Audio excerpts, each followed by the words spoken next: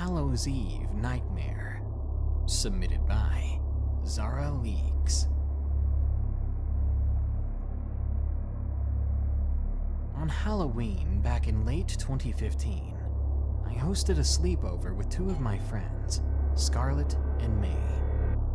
May was timid and jumpy, but Scarlett was always the confident one.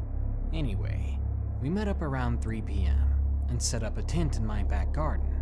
It was a pretty nice one, and had a carpet and a cozy place to hang out in. We set it up next to the back gate, which at the time was old and rotting, and when standing next to it, the average adult stood 2 feet over it. We all went trick-or-treating after we set everything up. It was around 7 by then. We met up with some other friends and generally had a really good time. We went back home around 10 p.m., and with the British weather being kind, it was dry all evening, and thankfully the neighborhood was pretty nice, so it was very peaceful that evening.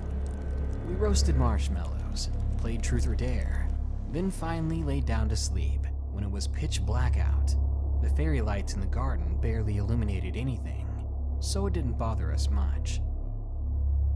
Out of nowhere, in the middle of the night, something woke us up. It was a creaking sound coming from the back gate. May shot up from her drowsy state. "Did you guys hear that?" she asked in a frightened tone. And just as she said that, we heard a cough coming from someone outside the tent. We were full alert now. Scarlett covered May's mouth in case she was going to scream as we listened to the silent night. When the deep, throaty voice came, we almost jumped out of our skins. "You kids want some candy?" A hoarse voice called to us.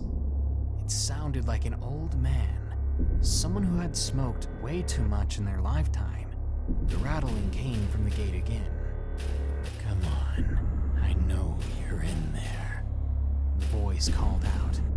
Tears formed in May's eyes, and I couldn't move. It was like my 13-year-old self was paralyzed.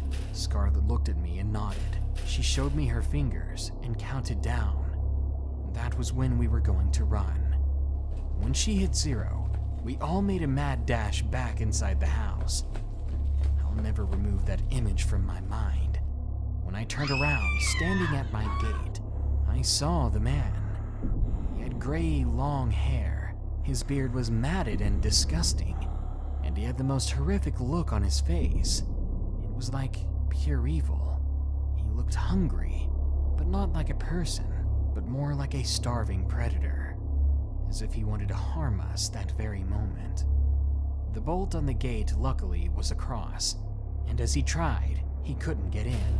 But behind those bars on top of my gate, I saw something gleaming in his hand. A butcher knife. There was no mistaking it. I gagged in fear as I saw it, and as we made it to the back door, I turned the key and we ran up to my mother's room. She didn't believe us at first, but after looking out of her window, she ushered us inside, locked her door, and called 999, which is our 911. I then heard knocking on my front door. He must have gone around to it, I thought to myself. But the knocking soon turned to banging, and I heard the old man cussing from just outside. When she heard the sirens, she got off the phone. Then I heard a single curse coming from a man before he stomped away. His footsteps disappeared into the distance when we heard a police car pull up. They never saw the man, therefore they never caught him. They didn't find him even after we gave all our statements. That quickly ruined our Halloween, and we all slept in the living room after that. Or rather, we pretended to sleep.